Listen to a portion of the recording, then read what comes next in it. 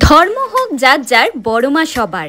নৈহাটির বড়মার মাহাত্ম্য তো সবারই জানা, কিন্তু আপনি কি বড়মার ইতিহাস জানেন? প্রায় ১০০ বছর আগে ভবেশ চক্রবর্তী নামে এক ব্যক্তি তার ৪ বন্ধুকে নিয়ে নবদ্বীপে রাসের মেলা দেখতে যান। সেখানে বড় বড় কালী মূর্তি দেখে তিনি অবাক হন এবং তখনই তিনি সিদ্ধান্ত নেন নৈহাটিতে একটি বড় রক্ষাকালী মূর্তি গড়ে তুলবে। রাস্তার ধারে এই মূর্তি পূজা শুরু করেন।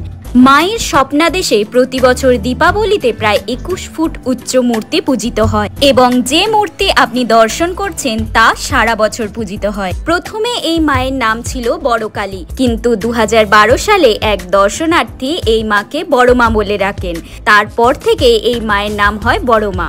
মায়ের সারা গা জুড়ে রয়েছে প্রায় ১০০ কেজিরও বেশি সোনা ও রূপার গয়না, যা পুরোটাই দর্শনার্থীদের দান করা। শোনা যায় মায়ের নুপুরের শব্দ নাকি আজও পাওয়া যায়। প্রতি বছর লক্ষ লক্ষ মানুষ ছুটে আসেন মায়ের দর্শন পাওয়ার জন্য, কারণ মা কোনোদিন কাউকে খালি হাতে ফেরান না।